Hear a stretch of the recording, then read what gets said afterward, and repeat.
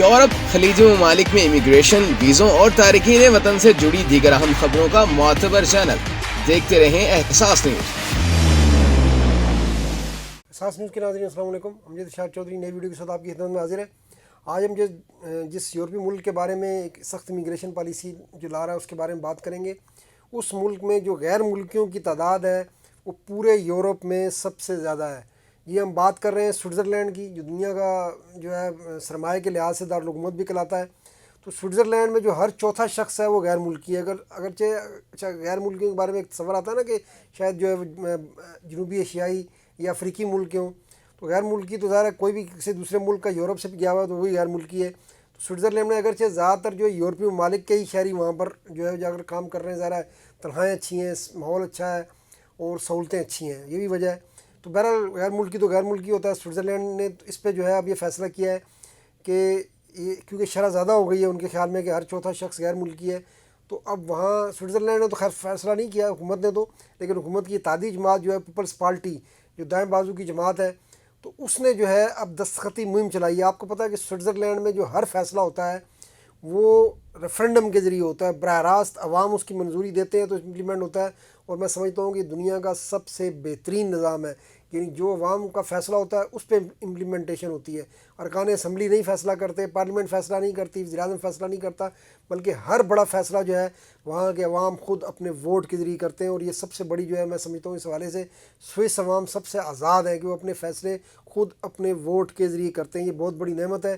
اور اگر کسی کو اس کا احساس نہ ہو تو یہ جو اپنے غریب ملک ہیں اور جہاں پر جو ہے وہ ووٹ کی کوئی اہمیت نہیں ہے یا ہے بھی تو ختم کر دی گئی ہے، وہاں کے لوگوں سے جا کے پوچھیں کہ وہ کس طرح احساس محرومی کا شکار ہیں. تو بہرحال اب سوئٹزرلینڈ میں جو پیپلز پارٹی ہے، حکومت کی اتحادی جماعت بھی ہے، اس نے ایک تجویز ریفرنڈم کے لیے رکھ دی ہے اور ووٹ بھی لے لیے ہیں. جو ریفرنڈم کرانے کے لیے بھی جو ہے نا لوگوں سے پہلے جو ہے وہ ایک مخصوص تعداد ہے جتنے آپ نے دستخط کرانے ہوتے ہیں، تو دستخط لینے میں یہ کامیاب ہو گئی ہے جماعت. تو اب یہ 2026 میں تقریباً متوقع طور پر یہ ریفرنڈم ہوگا.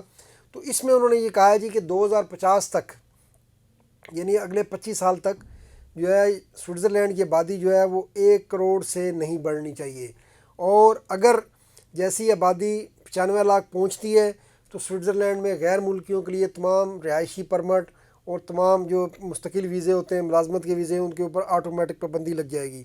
یعنی انہوں نے آبادی کنٹرول کرنے کے لیے یہ طریقہ پیش کیا. ظاہر ویسے سوئٹزرلینڈ کی بھی آبادی اپنی طور پر تو نہیں بڑھ رہی، لیکن امیگرینٹس کی وجہ سے وہاں پر بھی آبادی بڑھ رہی ہے. اور وہاں امیگرینٹس جیسا کہ ہم نے بتایا کہ یورپی امیگرینٹس وہاں پر زیادہ ہیں، یورپی ملکوں کے شہری وہاں پر زیادہ ہیں، باقی کم ہیں. تو اب انہوں نے پیپلز پارٹی نے یہ تجویز دی ہے، سوئس پیپلز پارٹی نے، کہ جی جیسی 95 لاکھ تک پہنچے گی سوئٹزرلینڈ کی آبادی تو آٹومیٹک جو ہے وہ غیر ملکیوں کے رہائشی پرمٹ اور ان کے جو ورک ویزوں پر پابندی جو ہے وہ نافذ ہو جائے گی. تو انہوں نے کہا 2050 تک یہ پابندی اس طرح رہے گی، یعنی جیسے 95 لاکھ ہوں گے وہ پابندی لگ جائے گی اگر یہ ریفرنڈم میں لوگ منظوری دے دیتے ہیں. ظاہر ابھی تو ریفرنڈم ہونا ہے، 2026 میں ہونا ہے. تو انہوں نے کہا کہ 2050 تک تو یہ رکھا جائے اور 2050 کے بعد پھر جو ہے اس وقت صورتحال کا جائزہ لے کر نئی لمٹ مقرر کی جائے. تو گزشتہ سال بھی جو ہے سوئٹزرلینڈ میں 2023 میں 1,80,000 غیر ملکی جو ہے انہیں وہ کاپ پیپر ملے، جس میں سارے اسائلم والے بھی ہوں گے، ورک ویزے والے بھی ہوں گے اور باقی بھی. تو اب یہ جو پابندی جنہوں نے اس کے لیے ریفرنڈم ہونے جا رہا ہے اس پہ حکومت کو، جو باقی جماعتیں ان کو اعتراض ہے. خاص طور پر وزیر خزانہ جو ہے انہوں نے کہا ہے کہ یہ بہت خطرناک مہم ہے اور معیشت کے لیے یہ خطرہ بن سکتی ہے. انہوں نے کہا ہے کہ اگر یہ پابندی لگ جاتی ہے، اگر ریفرنڈم میں اس کو منظوری مل جاتی ہے تو اس کا نتیجہ یہ ہوگا کہ جو اچھے دماغ ہیں، جو ذہین لوگ ہیں، انہیں ہم جو ہے ظاہر اگر پابندی ہو جائے گی تو پھر تو آپ ورک ویزے نہیں دے سکیں گے، تو اس سے سوئس معیشت کو ناقابل تلافی نقصان پہنچے گا. تو انہوں نے سوئس وزیر خزانہ نے خبردار کیا ہے کہ اس پہ لوگ بھی اس کو ووٹ نہ دیں، اور پیپلز پارٹی سے بھی کہا ہے کہ ایسی مہم نہ چلائے کیونکہ ایسی کسی بھی مہم سے جو ہے سوئس معیشت کو خطرہ ہوگا. انہوں نے یہ بھی کہا ہے کہ ایک جو تصور ہے کہ جی غیر ملکیوں کی جب بات ہوتی ہے تو وہ تارکین وطن ہوتے ہیں، اسائلم والے ہوتے ہیں، تو ایسا نہیں ہے.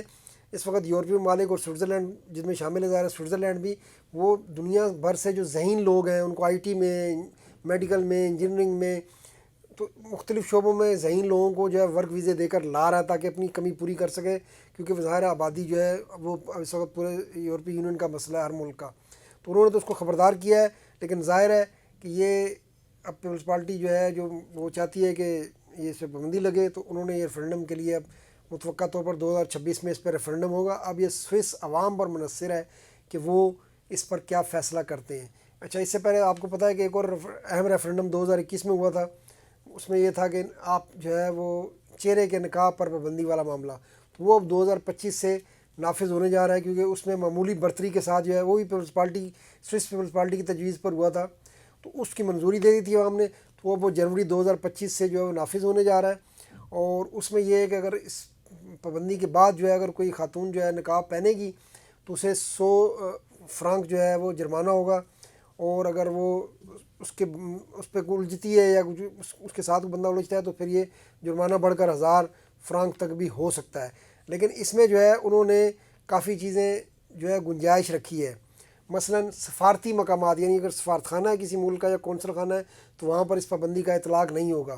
اس طرح مذہبی مقامات، یعنی اگر چرچ ہے، گرجا گھر ہے، مسجد ہے، کوئی بھی یعنی مذہبی کسی بھی مذہب کے ماننے والوں کا جو مرکز ہے وہاں پر بھی چہرے کو ڈھانپنا جو ہے وہ منع نہیں ہوگا۔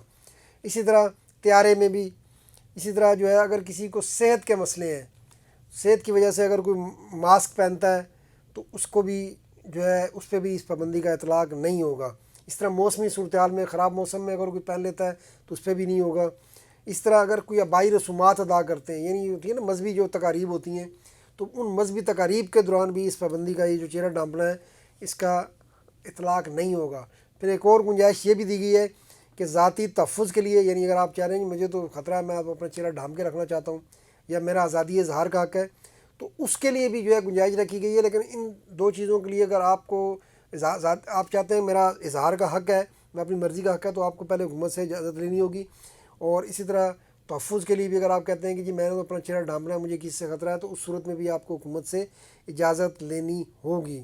تو یہ جنوری سے امپلیمنٹ ہوگا، لیکن اس میں آپ دیکھ سکتے ہیں کافی گنجائش ہے، ماسک پہننے کی اور بھی چیزیں جو ہیں اس میں گنجائش رکھی گئی ہے اس قانون میں۔ تو آج کے لیے اتنا، انشاءاللہ پھر ملیں گے، اللہ حافظ۔